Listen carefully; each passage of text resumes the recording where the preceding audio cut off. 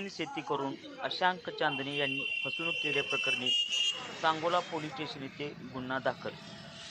सांगोल तालुक्यातील वासोद हद्दीतील शेतजमिनीचे बनावट बिगर शेती आदेश तयार करून याच आधारे जमीन निवासी दाखवून अनेकांना प्लॉट विक्री करून कोट्यवधी रुपयांची फसवणूक केल्याप्रकरणी अशांक बाळकृष्ण चांदणे यांच्यावर सांगोला पोलिसात गुन्हा दाखल करण्यात आलेला आहे.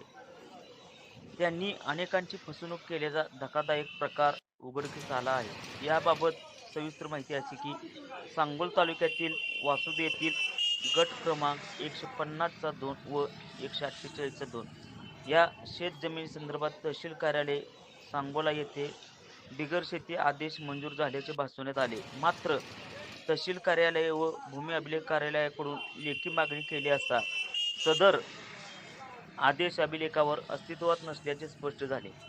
सांगोला तहसील कार्यालयाकडून अशांक बाळकृष्ण चांदणे यांना गट नंबर 148चा 2 व 150चा 2 या जमिनीचा बिनशेती आदेश दिला नाही असे लेखी पत्र दिले. हा बनावट बिनशेती आदेशाचा फेरफार नंबरही बोगस आहे व या आदेशाचा आवक जावक क्रमांकही बोगस आहे. या जागेची बिनशेती हद्द काय मोजणी झालेली नाही. 2005 ते आजपर्यंत उपअधीक्षक भूमी अभिलेख कार्यालयात या जागेच्या संदर्भात कोणतीही मोजणीसाठी शासकीय चलन भरलेले नाही. अशांक बाळकृष्ण चांदणे यांनी अनेक प्लॉट व जमिनीमध्ये फसवणूक केल्याचे उघड झाले आहे. हाताने नकाशा काढून लेआउट असल्याचे भासवून खरेदी दस्त केले. जागेमध्ये रस्ते सोडले नाहीत. अशांक बाळकृष्ण चांदणे यांनी शेकडो जणांची व शासनाची फसवणूक केली आहे.